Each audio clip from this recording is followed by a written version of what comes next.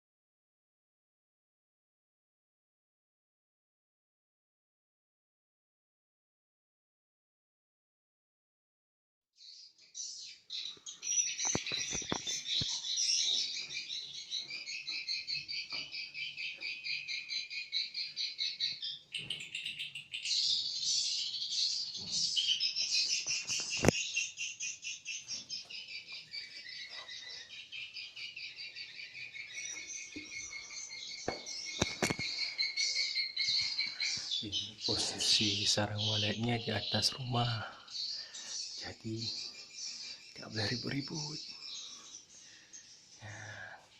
Di lantai 2,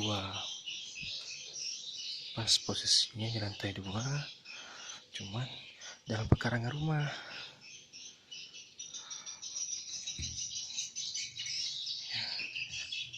Terus di lantai atas sana baru bisa menuju lantai.